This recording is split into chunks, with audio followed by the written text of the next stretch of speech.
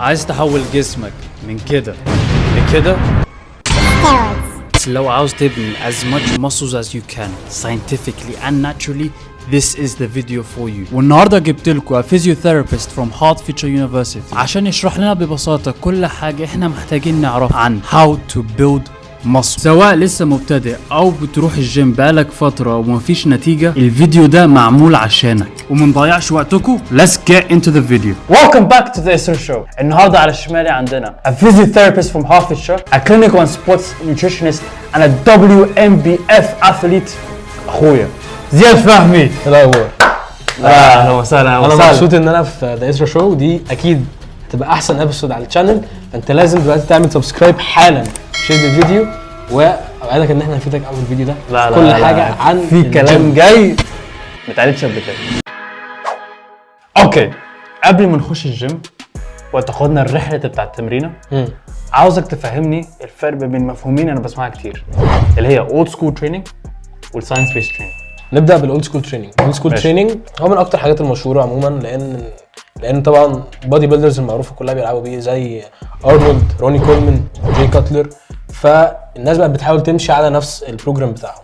ليه؟ لان هم بيزد اون فيلينجز بتاعتهم، ان هم الناس دي عندها ماسل ماس كبيره جدا، فاكيد هم بيتمرنوا صح، ولازم اعمل اللي هم بيعملوه عشان اوصل للفورمه بتاعتهم. وده المفهوم اللي هي اولد سكول، اللي هو انا شفت بودي بيلدرز زمان بيلعبوا كده عشان هم عندهم عضلات، فانا عاوز عضلات فاعمل زيهم بالظبط. ولكن هنا بقى في حاجه انت بتسقطها منك، ان الناس دي بتاخد ستيرويدز اللي هي بتساعد البادي بتاعهم انه يعمل ريكفر بطريقه مهوله، ومن اقل تمرين ممكن يعمل ماسلز. مين وايل انت ناتشرال اثليت مش تقدر تعمل ريكفري زيهم خالص. فالاولد سكول تريننج عموما، البادي بيلدر يخش الجيم هو هدفه انا داخل النهارده ادمر الماسل دي باي نمبر اوف سيتس. انا هلعب كل التمارين قدامي، ممكن يخش يلعب في سيشن واحده 20 سيتس 20 سيتس الماسل واحده. انت متخيل؟ ويقول لك انا كده دمرت الماسل، تاني يوم يصحى ايه ده انا عندي ماسل سورنس رهيب، انا اكيد خدت تمرينه افكتيف. وده غلط تماما. الساينس بيست يعني ايه ساينس بيست؟ ساينس بيست تريننج هو طلع ترند اكتر 2022 من ناس بره مصر، وبرده جيف نيبد اخويا، اوكي، دكتور ماك ازرتيل اخويا الثاني، وبرده بدا يتشير في مصر اخر فتره. اوكي، عشان كده ساينس بيست تريننج بدا ياخد يعني الضجه بتاعته، او بدا ياخد اهميته اكتر الفتره دي. هو حرفيا انت بتروح التمرينه بتاعتك مش بس بتلعب تشست، انت بتلعب كذا ماسل معاها، بتلعب بفوليوم مناسب ليك، ساتس مناسبه ليك، جسمك قادر يكفر منها. كل تمرينه بتلاقي نفسك في تطور كاوزان، كحتى الماسلز اللي انت بتبنيها عموما بتبقى نسبتها اكتر بكتير، لان انت جسمك قادر يريكفر. عكس مثلا ما تروح تلعب اولد سكول تتمرن بعشوائيه. انت تتمرن عشوائيه 20 سات. ليه بتلعب 20 سات؟ ليه؟ السؤال هنا ليه؟ انا عايزه يقول لك انا عايز ادمر الماسل. تدمر ايه في الماسل؟ انت هتريكفر ازاي اصلا؟ في كده رول بيقولوا عليها ان 70% اكل 30% تريننج. انا مش متفق مع دي خالص. التريننج بتاعك لو مش مظبوط انت اصلا جسمك عمره ما هيريكفر. حتى لو الاكل بتاعك مظبوط 100%، التريننج بروجرام بتاعك، انا شايف ان التريننج بروجرام 100%، نظام الاكل بتاعك 100%، الاثنين لازم يبقوا مظبوطين. اتكلمنا عن الاولد سكول والساينس بيست تريننج. تمام. فدلوقتي في كلمات قلناها، فوكابلري قلناها، ايوه انت ممكن ما تكونش فاهمها دلوقتي بس هنشرحها في مدار الفيديو. فلو انت بيجنر ومش فاهم اي حاجه عن الجيم هتفهم كل حاجه. دخلنا الجيم، اول حاجه ايه؟ وورمنج اب. وورم اب. عشان تعمل وورم اب كويس في نظام زي هاي انتنسيتي لو فوليوم اللي هو بتاع ساينس بيست تريننج. يعني ايه هاي انتنسيتي؟ انت بتخش تلعب الشد اعلى شده تقدر تعملها. يعني ايه اللي هو يعني ايه انتنسيتي بالظبط؟ انتنسيتي الشده بتاعه تمرينك، الويتس اللي انت بتشيلها. هل انت بتشيل ويت من مثلا 70-80% من الوان ريب ماكس بتاعك، ولا انت بتشيل ويت؟ لا بسط الموضوع اكتر. اوكي. دلوقتي في حاجه احنا دلوقتي عندنا جايد لاينز عموما معموله في العالم في حته التريننج والاكسرسايز وكده. ماشي. انت عندك حاجه اسمها 1 ريب ماكس، هو الوزن اكتر وزن تقدر تشيله لمده 1 ريب بس. انت ما تقدرش تجيب غير 1 ريب بالعافيه. والريب معناها عد. بالظبط، الريب اللي هو الريبيتيشن بتاعتك العد في التمرين. الانتنسيتي بتتحدد ازاي؟ ان انت بتاخد يا اما 50% من 1 ريب ماكس، ويا اما مثلا 70%، يا اما 80%، يا اما 90%. دي بتحدد على ايه؟ ال 50% دي الانديورنس، بيلعبوا انديورنس تمام. ال 70 to 80% هايبرتروفي، وعندك بعد كده 90% دي اللي هي يا اما سترينث يا اما باور، تتمرن الباور تمام. لو انا لعبت 50% من 1 ريبس بتاعي اللي هو الوزن اللي انا جبت فيه عده واحده بالظبط، انا كده بلعب انديورنس. كده الانتنسيتي بتاعتك لو انتنسيتي لو انتنسيتي بالظبط. فانا دلوقتي لو عايز ابني عضلات اللي هو الكلمه بتاع هايبرتروفي لسه هنتكلم عليه بعدين، اللي هو انا دلوقتي لازم العب في رينج اللي هي 80% من وزني و90% من وزني بالظبط، من 70 to 80 يعني. انا هعرف ازاي يعني احسبها ازاي لو 90%؟ اوكي، الحته دي بتيجي مع الخبره ومع التجربه بتاعتك. انت دلوقتي بتخش مثلا على ماشين تيجي تحط وزن، انت دلوقتي حطيت وزن لقيت نفسك جبت 12 ريبس وقفت. ده معظم الناس اللي بيعملوه اولد سكول تريننج، يقول لك انت هتلعب 3 سيتس 4 سيتس ما اعرفش 12 15 ريبس. طب انت ليه اخترت الرقم ده بالذات؟ فاهم اشمعنى 12 اشمعنى 10 بالظبط؟ طيب ازاي بقى تعرف الوزن ده انت بتلعب بوزن مناسب ليك او فعلا الانتنسيتي بتاعتك عاليه؟ الوزن ده انت بتوصل لفيلير امتى؟ فاهم؟ فدلوقتي انت بتحاول احسن حاجه انك يعني الزون اللي انت تقيم فيه ما بين من 7 ل 10 ريبس مثلا، ده احسن حاجه. لو انت وصلت فيلير ما بين ال 7 و 10 ريبس انت كده الانتنسيتي بتاعتك عاليه. فاهمني؟ عكس ان انت تخش تحط وزن انت جايب 12 ريبس ووقفت، تقدر تجيب اكتر انت اللي هو من البدء انت وقفت على 12 بس انت في الحقيقه ممكن تجيب 15 ل 20. يبقى انت كده الوزن بتاعك مش مختاره صح. فاهمني؟ انت كده ازاي هتعمل بروجريسيف اوفرلود؟ دي حاجه نتكلم لسه ما تسبقش. نرجع للوم. ماشي، انا دخلت الجيم دلوقتي. اسخن ازاي؟ اول حاجه انت عندك اصلا محتاج اسخن ولا مش محتاج؟ لازم. انت لو ما سخنتش يبقى انت كده داخل تتصاب. لازم تسخن. طب انت عندك دلوقتي في التسخين 3 مراحل. اول حاجه انك تعمل جنرال وورم اب، زي ان انت تخش مثلا على التريد ميل 5 دقائق مثلا. اوكي او حتى يعني لو انت بتيجي من الجيم ماشي خلاص تمام. انت بحاول بس في الجنرال وورم اب ده انك ترفع الهارت ريت بتاعك واحده واحده. ما تضيعش وقتك ما تضيعش وقتك خالص في اللي هو الورمنج اب قبل التمرين اللي هو التريد ميل، اللي يقول لك انا هعمل 10 دقائق ولا ربع ساعه. لا مش الكلام لا جاست حرفيا 5 دقائق او ممكن 3 دقائق كفايه، بس يعني بتنكيز الهارت ريت بتاعك. حلو قوي. تاني حاجه التسخين بتاعك الجنرال برضو ان انت تخش تسخن الجوينتس بتاعتك زي الشولدر جوينت مثلا، الالبو جوينت، اي جوينت هتستخدمه في التمرين معاك بيتسخن. ماشي. البو كتف. بالظبط. يعني لو انا مش بلعب رجل فمش محتاج اسخن رجل. لا خلاص انت مش هتخش تلعب رجل ومش هتسخن. لا انا بتكلم على اساس انه بالظبط. لو انت منيح ماشي. ايوه لا شوف اللي انت اسئله مش ليا. ايوه يعني انت لو داخل تلعب تشست انت بتسخن اول حاجه كتف، بتسخن تشست، بتسخن ترايسبس. الثلاثه، لان كل الحاجات دي بتشتغل مع بعض. ماشي. هتلعب ظهر. قلنا بقى اللي هو 5 دقايق على التريدميل او نعلي الخط بالظبط. بعدين تاني حاجه جنرال او دايناميك ستريتشز اللي هي بيبقى فيها حركه للكتف. بعد كده بتعمل برضو تسخن السكندري ماسل زي ما قلنا. هتلعب تشست تسخن ترايسبس، هتلعب ظهر تسخن البايسبس وهكذا. بعد كده بقى هنخش ثالث حاجه سبيسيفيك وورم اب. شوف العضله اللي انت هتلعبها على حسب ايه. هتشوف اول تمرين عندك في البروجرام وتسخن عليه. او انت ثانيه في ناس ما عندهاش بروجرام اللي هو داخلين جيم لسه اول مره. لو ما عندكش بروجرام ممكن تيجي اعمل لك بروجرام بتاعك. لا اوكي. فانت دلوقتي مثلا احنا داخلين نلعب تشست بريس مثلا ماشين. اوكي الورمنج بتاعنا هيكون من 1 to 2 سيتس بس كفايه. انت في الورمنج اب اول سيت 25% من الوزن بتاعك ممكن تعمل 10 ريبس جاست 10 ريبس. اوكي الفورم بتاعك كويس اكنك بتلعب التمرينه بتاعتك. ماشي. مش اللي هو فاهم اللي هو بلعب في الفورم اللي هو فورم مظبوط وكنترولد وكل حاجه. 10 ريبس اللي هو بالظبط. ربع وزن. اوكي في الرينج بتاع 10 ريبس مثلا. اوكي تاني سيت انت بتلعب 50% من الوزن بتاعك 50% بالظبط. الريبس بتاعتك ممكن من 4 ل 6 ريبس. في الورمنج اب انت مش عايز ترهق نفسك. ليه؟ لان انت بتحوش كل ده الوركينج سيتس بتاعتك. بقى انت داخل تتمرن هاي انتنسيتي، محتاج كل انرجي عندك انك تطلعها في السيتس بتاعتك. اوكي انت جبت سيره كلمه انا بسمعها كتير قوي على السوشيال ميديا، بسمعها كتير على الناس اللي هو بيروحوا الجيم. 6 to 12 muscle hypertrophy that will stimulate hypertrophy. For hypertrophy what does it mean؟ معناه ايه؟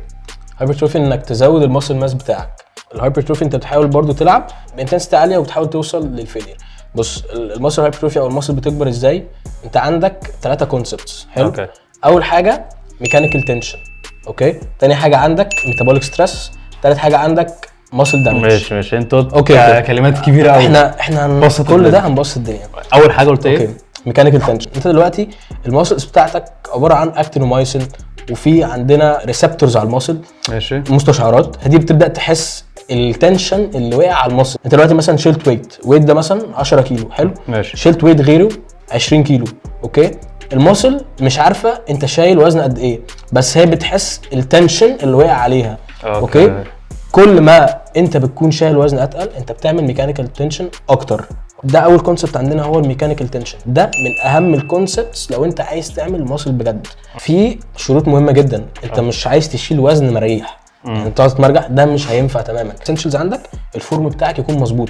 فلو ما عملناش فورم حلو ما عندناش تنشن، انت ما بتعملش بالظبط، انت ما بتعملش تنشن، انت بتعمل تشيتنج. اكزاكتلي بالظبط. فكده اللي هو العضله مش هتكبر بالظبط. عشان كده لا مش هتكبر، بس مش هتستفاد نفس اللي هو افكتيف. احنا كل لما بقول لك عضله مش هتكبر قصدي اللي هو مش احسن. بالظبط اقصى حاجه. انا عايز اقول لك اي تمرين في الدنيا حتى لو كان اسوأ تمرين هيعمل لك ماسلز. بعد كده هنتكلم بقى عن الميتابوليك ستريس. ماشي. الميتابوليك ستريس دي هي وبرده الماسل دامج، الاثنين كده كده بيحصلوا معاك وانت بتتمرن. يعني ميكانيكال تنشن، ميتابوليك ستريس، ماسل دامج، الثلاثه بيحصلوا بنسب. انت عايز تخلي اكتر نسبه فيهم ايه؟ ميكانيكال تنشن. الحاجتين التانيين بيحصلوا فانت ما عندكش برده يعني تقدر تتحكم فيهم بانك تظبط الفوليوم بتاعك. ايه هو الفوليوم؟ هو الحمل التدريبي بتاعك. يعني ايه برده؟ نمبر اوف سيتس. انت بتختار النمبر اوف سيتس بتاعك على اساس ايه؟ يعني انت دلوقتي لما تروح تلعب لي في تمرينه النهارده 20 ست زي الاولد سكول، ليه؟ ولما انت تيجي تلعب مثلا 4 سيتس بناء على ايه؟ ده هيعمل لك حاجه وده هيعمل لك حاجه. لما تيجي تلعب 20 سيتس هيحصل لك ميتابوليك ستريس. ميتابوليك ستريس يعني ان الماسل تبدا تشيل ميتابوليك زي اللاكتيك اسيد وكده. عشان كده مثلا انا دخلت النهارده تمرين، تاني يوم انا ماسل عندي سورنس رهيبه، انا كده خدت تمرينه شيخه. لا مفيش الكلام ده. انت كده يعتبر انت عندك ميتابوليك ستريس، عملت الكونسبت بتاع ميتابوليك ستريس بكميه كبيره. اوكي. ميتابوليك ستريس ده هيأثر عليك ازاي؟ هيأثر عليك نيجاتيفلي، ان انت الريكفري بتاعك هيكون اطول، هيبقى عامل لك فاتيج، هيعمل لك اصلا فاتيج اكتر. انت الفكره دلوقتي داخل الجيم هو الموضوع مش ماسلز بس، انت كمان عندك نيرفس سيستم كونكتد للماسلز. النيرفس سيستم ده محتاج وقت ان هو يحصل له ريكفري زي الماسلز بالظبط. طول ما انت عمال بتزود سيتس ريبس كل ده لود على النيرفس سيستم والماسلز بتاعتك. برضو الكونسبت الثالث مربوط ليهم، الماسل دامج. الماسل دامج بيجي عن ايه؟ عن انت قعدت تعمل جانك فوليوم، فاهم؟ هو الميتابوليك ستريس. فانت بتحاول تماكسمايز ميكانيكال تنشن، بتحاول تقلل التو تيرمز تانيين في التريننج بتاعك بس. احنا دلوقتي اتكلمنا عن الهايبرتروفي، اتكلمنا عن السيتس والريبس، اتكلمنا عن الوورم اب، سخنا. احنا جاهزين اتمرن ايه؟ مش عارف اتمرن ايه. احسن تريننج سبليت. احسن تريننج سبليت ايه؟ اوكي. الاحسن تريننج سبليت بتكون على حسب كل واحد، مختلفه من شخص يعني بيرسوناليزد للشخص بالظبط. فدلوقتي انا هقول لك مثلا كذا سبليت وارشحهم لك انا احسن. اقول لك انا سمعته وبعدين تقول لي. ماشي. برو سبليت. اوكي، ده ممكن اسوأ سبليت موجوده. هقول لك ليه. اول حاجه برو سبليت، انت دلوقتي بتلعب 5 ايام، بعد كده هتاخد مثلا ريست يوم يومين وتعيد تاني. في اول حاجه ان انت مثلا لعبت مثلا اول يوم بتلعب برو سبليت، انت بتلعب كل يوم ماسل واحده، تشست، باك، كتف، دراع، بعد كده رجل. بتلعب تشست من مثلا لعبت يوم الاحد هتستنى لغايه اليوم الاحد اللي بعده. فدي اول حاجه. فالفوليوم قليل. مش الفوليوم قليل، انت كده برضو اللي بيلعبوا برو سبليت دول معتمدين على اللي هو اولد سكول، فالفوليوم عالي. ماشي. فهتلاقي هم اصلا التشست نفسه بالظبط بيلعب 20 ست ومش هيستفاد برضو. لكن هنا حاجه بقى اسمها الفريكوينسي قليله. الفريكوينسي ان انت بتمرن العضله كام مره في الاسبوع. ايه احسن نمبر اوف سيتس تتمرن بيه عموما؟ احسن نمبر اوف سيتس بناء على ستاديز اتعملت، انت في التمرينه الواحده انت عندك من اول 2 سيتس لحد 6 سيتس افكتيف بير سيشن. اوكي. توتال. بعد كده عندك حاجه اسمها توتال فوليوم، انت بتلعب فوليوم قد ايه؟ فوليوم الاسبوعي للعضله كله. اوكي. يبقى الدبل، ممكن يبقى الدبل من برضو 6 لغايه بقى مثلا 12. اوكي. بتحدد على ايه؟ الفوليوم بيتحدد على بيختلف من شخص لشخص على حسب الريكفري بتاعك، انت قادر تريكفر، انت عارف تبروجريس عليها، عارف تطبق بروجريس اوفرلود، فدي بتختلف من شخص لشخص. فانت لازم تخش الجيم تجرب. انت لازم تجرب وتشوف ايه تجرب. بص تجرب مع نفسك. مش عارف هو الموضوع، بص مش عايز اعقد لك الموضوع، بس جرب مع نفسك، اتفرج على يوتيوب فيديوز، علم نفسك، برضو انك تشوف برضو حد فاهم، دي حاجه هتاثر عليك في الطريق. انا في الاول كده كده اي حد بيخش الجيم اتمرنت مع المدرب، انت اكنك بالظبط عامل زي انت داخل مدرسه. دلوقتي هل انت تعرف تدرس لنفسك المنهج ده من غير المدرس اللي هيشرح لك المنهج؟ لا استحاله. كل واحد اكسبرت في حاجه. هو ليه اصلا في بيرسونال تريننج تاني سبليتس سبليت ثانيه؟ بي بي ال بوش بول ليجز. انا بحب البوش بول ليجز. اوكي. بوش بول ليجز، انت عشان تتمرن بوش بول ليجز لازم يبقى عندك 6 ايام في الاسبوع فاضيين تقدر تنزل تتمرن فيهم. بوش بول ليج حلوه ليه؟ ليك الامكانيه ان انت تتمرن الماسل مرتين في الاسبوع، يبقى انت كده عندك الفريكونسي 2 تايمز. لو منى بتتفرج على الفيديو ده، منى لو منى لسه هتنزل جيم اول مره ماشي. وسمعت منك انك هي هتنزل 6 ايام في الاسبوع.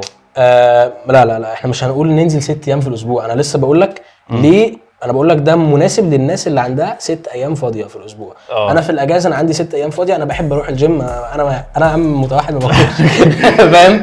انا بحب اعيش في الجيم فاهم. انا هنزل 6 ايام في الاسبوع وبظبط البرنسبلز بتاعتنا الانتنسيتي والفوليوم وكل ده، فاعرف اريكفر تمام. في ناس مش عندها ال6 ايام. هل البوش بول ليجز دي احسن حاجه؟ انا ما قلتش ان البوش بول ليجز احسن سبليت نهائي بس تمام؟ انت ليك انت شخصيا كزياد انا بقول لك ليه. ليه مثلا ده هيفيت مين؟ اوكي، البوش بول ليجز تبقى احسن امتى او تبقى اوحش امتى؟ دلوقتي اوحش لو انت ما عندكش 6 ايام في الاسبوع تاخد مش هتنتظم فيها، انت مش عارف تنتظم فيها، افكس بوش بول ليجز خالص. بس برضو بوش بول ليجز وحشه امتى؟ لو انت البروجرام ديزاين بتاعك مش معمول صح. يعني برضو بتلعب بوش بول ليجز وبتلعب توتال فوليوم 15 20 مجموعه، حتى لو 15 مجموعه انا بقول اهو انت كده.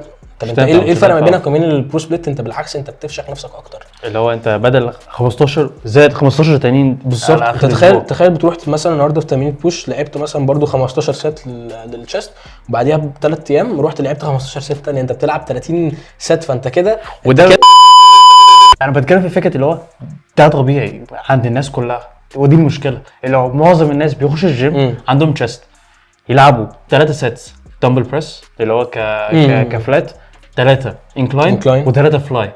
ماشي يعني كده في اكتر، ده في انيل بقى في لا انا لازم العب بار وبعد كده لازم العب برضو فلايز مش عارف ايه غير الفلاي الفلات، في فلاي ديكلاين ومش عارف، ففي حاجات غريبه. ثالث سبليت انت ايه ثالث سبليت تسمع عنها؟ ثالث سبليت ارنولد سبليت. ارنولد سبليت نفس الفكره بتاعت بوش بول ليجز. بوش بول ليجز بس انت غيرت، بدل ما انت كنت بتلعب يعني بقيت تلعب تشست وظهر وبعد كده بتلعب ارمز وشولدر بعد كده ليجز. اوكي ده اللي انا سمعت عنه في بالظبط. اوكي في بقى حاجات بقى دلوقتي برضو طلعت يعني كويسه. ابر لور. ابر انت بتروح تلعب جسمك اللي فوق كله حرفيا. لور تلعب الليجز. عندك فول بودي. فول بودي بتلعب جسمك كله. طيب دلوقتي انت واحد عندك نقول خلينا في 4 ايام بس تتمرن، 4 ايام تتمرن، عايز تمرن الماسل بتاعتك مرتين ابر لور. اوكي عندك 3 ايام ريست، ده ممتاز ليك. طيب طب انا دلوقتي عندي 3 ايام بس اتمرن فيهم. طيب عندك فول بودي ولكن مش بتتعمل 3 ايام ورا بعض. فول بودي مثلا فول بودي بعد كده ريست بعد كده فول بودي ريست فول بودي. اوكي ويومين اجازه بعد تبتدي بالظبط. ده انا بقول لك اهو، لو انت ورست كيس سيناريو انا يا جماعه عايز انزل جيم ما عنديش غير 3 ايام اعمل ايه اهو. انا يا جماعه عايز انزل جيم ما عنديش غير يومين فول بودي يومين. حلو. ممكن 3 ايام برضو تعملها بشكل تاني، ممكن تعمله ابر لور بعد كده فول بودي وتحط الريست بقى ما بينهم. والمينيمم اللي هو تبقى 3 ايام في الاسبوع. كويس. يعني انت لو عندك 3 ايام انت ممكن تعمل يعني بروجرس رهيب بجد، احسن من انت ما تتمرنش خالص. لا هتعمل بروجرس رهيب بجد والله. طيب دلوقتي ايه احسن سبليت لو واحد عايز يتمرن 5 ايام؟ اوكي ده اللي انا دلوقتي بعمله شخصيا. انا دلوقتي فبقالي فتره عندي جامعه، عندي مش عارف امتحانات، عندي حاجات كتيره مشغول، انا مش عارف اتمرن غير 5 ايام. بلعب ايه؟ بلعب بوش بول ليجز ريست ابر لور ريست هايبرد. انت عملت دلوقتي ميكس ما بين 2 سبليتس. بص السبليتس في الاول والاخر هي مسميات، انت ممكن تعمل سبليت ملهاش اسم اصلا. ممكن اللي انا بعمله دلوقتي او اي حد برضو اي حد انا بمرنه انا بعمل له سبليت كاستمايز ده على الويك بوينتس اللي عنده. دلوقتي واحد عنده الارمز بتاعته ضعيفه وعنده يا عم النهارده بول مثلا، البايسبس عنده ضعيفه عنده بول، هل ابدا له التمرين بتمرين ظهر ولا اروح ابدا له تمرين بالبايسبس اللي هي ضعيفه عنده؟ فاهم؟ فهي دي بقى حاجه اسمها البيرسوناليزيشن في الاكسرسايز بروجرام. دلوقتي في كلمه انا بسمعها كتير بسمعها كتير قوي بالذات في موضوع الجيم اللي هي progressive overload. I get a lot of questions about progressive overload. Can you explain the progressive overload? You know you need progressive overload. Everyone keeps saying It's progressive overload, yeah? تمام. يعني ايه بروجريسيف اوفرلود؟ ماشي. بروجريسيف اوفرلود بالعربي هو التدرج في الاحمال. ماشي. من اهم الحاجات اللي انت لازم تعملها عشان تتطور اصلا. بروجريسيف اوفرلود ليه كذا شكل، يا اما انت بتزود الوزن بتاعك، يا اما بتزود الريبيتيشنز بتاعتك، يا اما الفورم بتاعك بيتحسن. اوكي، قبل ما نتكلم في حوار بروجريسيف اوفرلود في حاجه مهمه جدا ان انت تعرف انت وصلت للماسل فيلير ولا لا. زي ما قلنا انت بتحاول توصل فيلير ما بين 7 مثلا ل 10 ريبس، انا فعلا مش قادر اجيب العده ال10 دي، يبقى انت كده فعلا وصلت للماسل فيلير. في ناس برضو بتقول لك تلعب قبل الفيلير مثلا، تسيب ما مثلا قبلها 2 ريبس. هل كل الناس هتعرف تقدر الموضوع ده؟ حاجه اسمها ريبس ان ريزيرف. هل انا ما بفهمش الحاجه دي. اوكي، لما حد بيقول لي سيب ريبس ان ريزيرف. اوكي، انا شايف فكك من حوار ريبس ان ريزيرف، لان انت بالذات زي ما بقول لك مش كل الناس اصلا بتكون عارفه ازاي. يعني هي اتوقع ان اخري 12 عده فانا اجيب 10 عدات.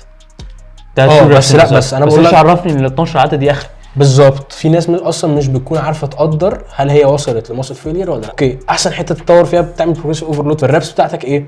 دلوقتي انت دخلت مثلا بوزن للتشست 40 كيلو مثلا كل ناحيه، حلو، جبت ال7 ريبس بالعافيه. اوكي، ممكن تعمل حاجه اسمها باك اوف سيت. المجموعه الثانيه اللي انت بتلعبها دي تقلل الوزن، مثلا لو كنت بتلعب 40 ممكن تلعب ب 38 وهتلاقي نفسك جبت مثلا 9 ريبس. اوكي، حلو قوي، انت كده زي الفل. ماشي، المره الجايه السيشن اللي بعديها يا اما في السات الثانيه دي لو انت كنت جبت 9 ريبس بالعافيه ممكن تبقى تجيب 10 ريبس، يبقى انت كده عملت بروجريسيف اوفرلود. التمرين اللي بعديها ممكن تلاقي نفسك جبت 11 ريبس. ساعتها لو عرفت تعمل كده خلاص اعلى لل40، هتلاقي نفسك اصلا في السات الاولى دي لو كنت بتجيب 7 بالعافيه هتلاقي نفسك اوريدي اتطورت وجبت مثلا 8 9 بالعافيه. اوكي، لو انت جبت، طب لو انا دلوقتي دخلت مجموعه وانا ما عرفتش اجيب مثلا 7 ريبس، انا جبت مثلا 5 6، هل انا كده مش هتطور؟ لا، هتطور برضه، فاهم؟ في فيتشرز كتيره على الموضوع. نومك، اكلك مش مظبوط، فانت هتقول لي لو ازاي انا لعبت 8 عدات الاسبوع اللي فات فانا لازم العب 9 عدات ولا 10 عدات بالظبط. بس انت جبت 8. هتقول انت جبت 8 فانا كده عملت بروجريسيف اوفرلود. بروجريسيف اوفرلود عشان لسه في اندايركت فوليوم، في حاجات كتيره في النص انت ما حسبتهاش. انت لو فهمت فكره الجيم عامه بالظبط، انت لو عرفت تطبق الكونسبت ده مبروك عليك ماسل جينز. بس انت مش محتاج حاجه على الجاهز بس حرفيا بجد خلاص انت كده يعني ممكن ده جزء كبير جدا من الاكسرسايز بروجرام بتاعك انت ظبطته، انك تعرف تعمل بروجريسيف اوفرلود. والباقي بقى بقيه الفاكتورز اللي احنا قلنا عليها بقى، السبليت وكمان الفوليوم والفريكونسي والانتنسيتي. ازاي نختار البروجرام؟ اوكي، اللي هو بروجرام ديزاين. ماشي، البروجرام ديزاين ده هو اهم حاجه في كل الكلام ده. يعني اصلا ازاي بتعمل بروجرام ديزايننج، اوكي، او تعمل اكسرسايز بروجرام. دلوقتي انت زي ما اتفقنا عندك اول حاجه الانتنسيتي، شده تمرينك. انت بتحاول دايما هاي انتنسيتي، اعلى شده ليك. تاني حاجه عندك هي الفوليوم زي ما قلنا، النمبر اوف سيتس، اوكي، والريبيتيشنز بتاعتك. بعد كده هنيجي لثالث حاجه هي الفريكونسي، تتمرن العضله كام مره في الاسبوع. انت عندك يا اما تمرنها مره، مرتين، يا 3. احسن حاجه انت تخليك في الاثنين، اوكي، مرتين. الفريكونسي والفوليوم مربوطين ببعض. فانت دلوقتي لو انت بتتمرن مثلا بير سيشن 6 سيتس وانت يعني خلاص بتتطور عليهم، انت كده هتتمرن برضو في يوم تاني 6 سيتس برضو. فانت كده بقى عندك حاجه اسمها توتال فوليوم بيبقى بير ماسل. حاجه مهمه قوي برضو لازم تكون واخد بالك منها، في حاجه اسمها اندايركت فوليوم. الاندايركت فوليوم ده هو الفوليوم الغير مباشر اللي بيكون عندك في العضلات اللي بتساعد بعض. دلوقتي انت بتلعب تشست، ايه شغال معاك في التشست؟ شغال معاك تراي وكتف بالظبط. فانت كده عندك الكتف الامامي والترايسبس واخدين فوليوم عندك من تمرينه البوش او اي تمرين تشست عموما.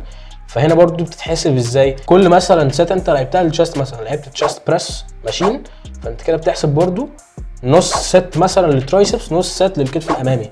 فانت كده في عندك حاجه اسمها اندايركت فوليوم. بس يعني انت مش فاهم، انت مش عارف تعمل الموضوع ده، والموضوع بالنسبه لك اللي هو معقد شويه، زياد فهم موجود، تديله دي ام كده ويبعت لك اسمها التمرينه، واي حد تبع اسرع نعمل له ديسكاونت 20%.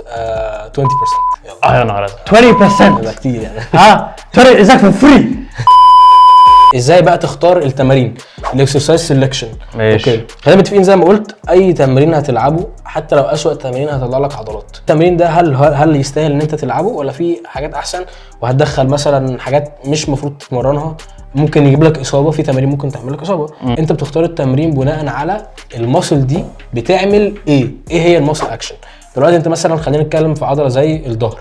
الظهر انت عندك لاتس، عندك ابر باك، وعندك ترابيزيس. حلو. اللاتس بتعمل ايه؟ اللاتس عندك وظيفتين، بتعمل يا اما شولدر اكستنشن يا اما بتعمل شولدر ادكشن.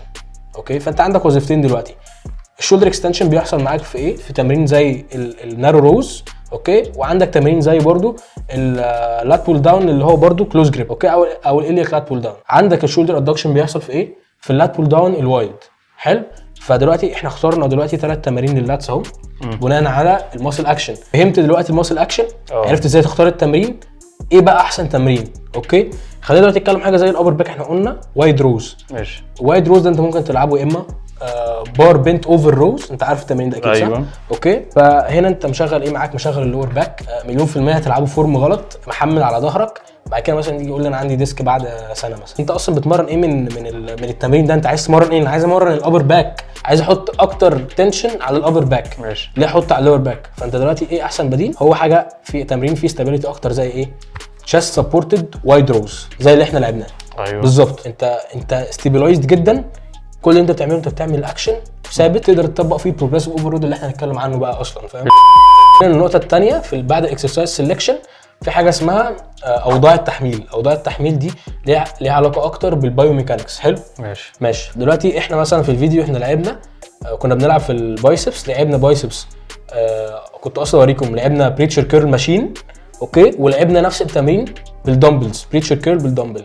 ايه الفرق ما بين ده وده؟ دلوقتي الماشين انت عندك اصعب حته في التمرين ده وانت عامل كده في حاجه اسمها شورتنج بوزيشن، اوكي، فدي اصعب حته في التمرين، عكس الدمبلز اصعب حته في التمرين وانت عامل ستريتش على الاخر تحت، اوكي، ده حاجه اسمها لانسنج بوزيشن. الفرق ما بين الشورتنج واللانسنج بوزيشن عندك كذا فرق. انت بتحاول دايما تلعب في التو بوزيشنز، اوكي، بس برضو تبقى عارف ان اللانسنج بوزيشن ده هياخد وقت اكتر في الريكفري، فدي برضو من الحاجات اللي انت لو حد فاهم في الاكسرسايز بروجرام ديزاين هيعملها لك صح. اوكي، امتى يحط لك اللانسنج بوزيشن في يوم ايه وفي بقى مثلا كام يوم ريست بعديها، وامتى يحط لك حاجه شورتنج بوزيشن. شورتنج بوزيشن اسهل ان انت جسمك ريكفر منه في وقت اقل. فاحنا كده اتكلمنا ازاي تختار يعني تعمل اكسرسايز سيلكشن، واتكلمنا عن الفرق ما بين اوضاع التحميل. اوكي، انا سمعت انك عندك تشالنج ليا. بص، اوكي، تشالنج يو انك توصل لاحسن بودي شيب ليك the next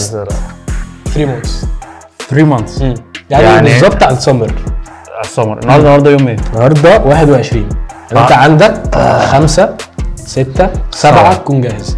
21/7 خلينا 22/7 22/7 في الفيديو. طلع بقى مثلا انت وريهم الستارتنج الفيزيك بوينت بتاع ايه الستارتنج بوينت دلوقتي عندي كرش دلوقتي. ده استخدمه از موتيف ان انت دلوقتي يبقى قدامك، يعني قدام الناس انت عندك تشالنج دلوقتي ان انت المفروض توصل من كده لكده بقى ان 3 months. وعايزك برضو انك تشير الجيرني دي مع الناس وتعمل فلوجز. ماشي. تيك توك، انستجرام، كل حته تعمل فلوجز اللي ازاي بتعمل التشالنج دي، وبرضو عشان تفيد الناس. اوريك احسن فورمه في مصر. طبيعي. انا واثق فيه بصراحه. هو it's gonna be sick. It's gonna be fun.